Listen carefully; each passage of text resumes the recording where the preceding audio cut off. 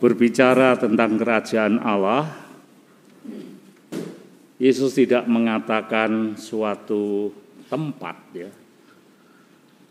atau lokasi begitu, karena ketika orang-orang Farisi bertanya kepada Yesus, kapan kerajaan Allah datang? Ia menjawab, kerajaan Allah datang tanpa tanda-tanda lahiriah. Ya. Tetapi kerajaan Allah itu lebih pada suatu keadaan, ya, situasi, ya, di mana Allah itu meraja di dalam kehidupan. Kalau manusia ya Allah meraja di dalam kehidupanmu, ya. Ya, kalau hidup bersama dengan Allah tentu yang ada adalah ya hanya ketakjuban, ya. Kalau dikatakan apa itu ciri-ciri kerajaan Allah, ya, damai, sukacita, pengampunan, ya itu kan hal-hal yang membuat hati ini mengalami ya, sukacita, tenang, ya. Jadi bukan lagi soal suatu lokasi lebarnya sekian seperti itu, enggak. Ya.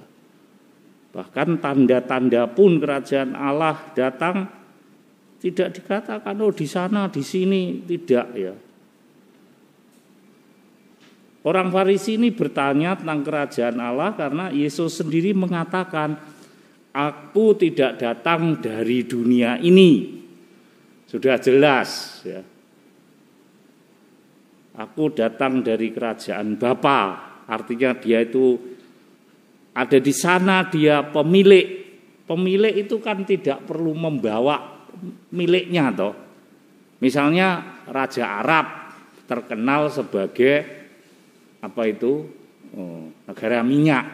Kalau dia datang ke Indonesia, emang minyaknya dibawa? Enggak lah.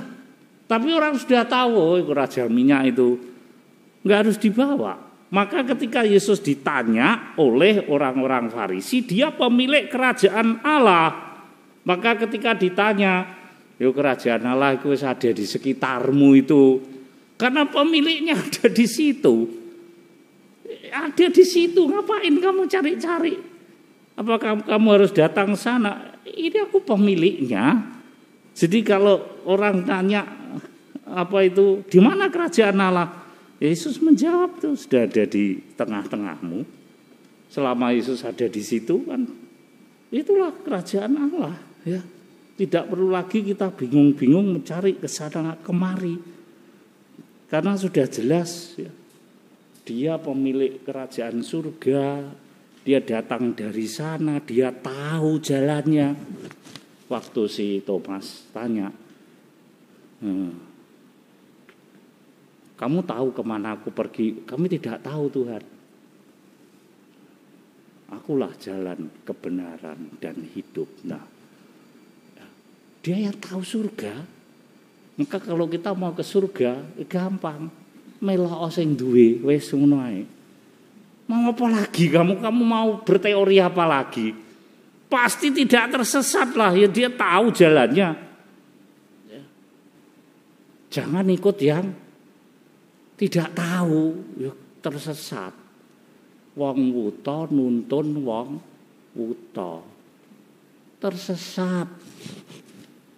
Ya, maka dia mengatakan, kamu jangan ke sana, jangan kalian ikut. Yesus sudah bilang berkata dengan tegas, ikutlah aku saja. Ya, karena orang tidak akan sampai ke sana kalau tidak melalui aku. Dia pemilik ya tahu. Mbok itu ditutup rapat ya dikatakan dalam perumpamaan lain menuju masuk ke pintu itu sesak dan sempit. Ya kalau yang punya ada kan mau sesek mau sempit gak usah kowe mikir wah aku lemu gak iso mlebu romo. Wah ya gak lah. Pemilik ya dia punya kuasa mau sempit mau ndak.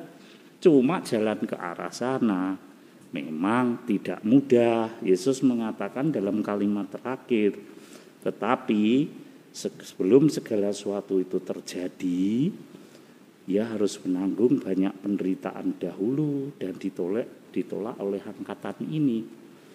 Jadi jalan ke surga di sana itu jelas pasti, tetapi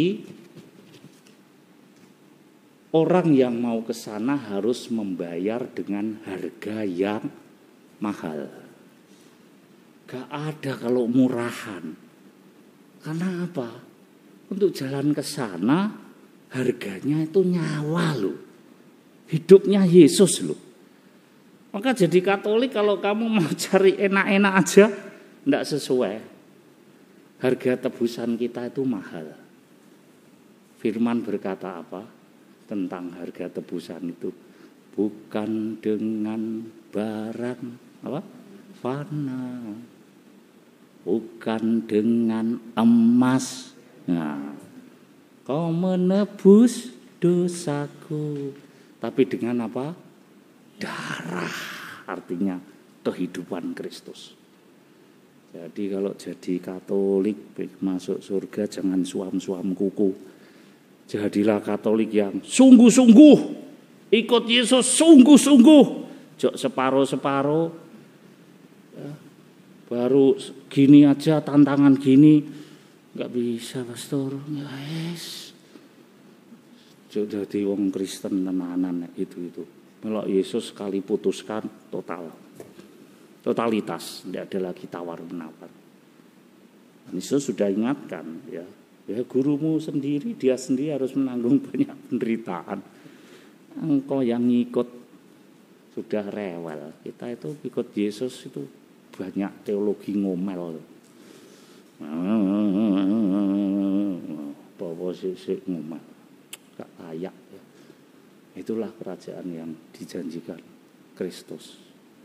Kerajaan yang sungguh membawakan damai sukacita. Jangan berpikir tempat lokasi, tidak. Anda itu besok kalau benar-benar sungguhan dan masuk surga, wis gak kober ngomong. Isine mek takjub. Lah si murid-murid itu lihat ta. Dia sudah meramalkan nek ketemu gini, kalau aku sekiranya aku ketemu Yesus, kalau tidak tak masuk no kaki apa? Kok kaki apa? Tanganku, aku enggak sekali-kali tidak percaya. Konsepnya sudah, tapi ketika ketemu Yesus mek ndomblong. Kita gitu besok kalau masuk surga mek ngene tok. Kayak wong plonga-plongo. Karena apa? Mengagumi suasana yang tidak pernah kita jumpai di dunia. Maka mari kita sungguh-sungguh untuk total mengikuti Dia yang pemilik surga, jalan menuju surga dan surga itu sendiri, yaitu Yesus Kristus, Tuhan dan Juru Selamat kita. Amin.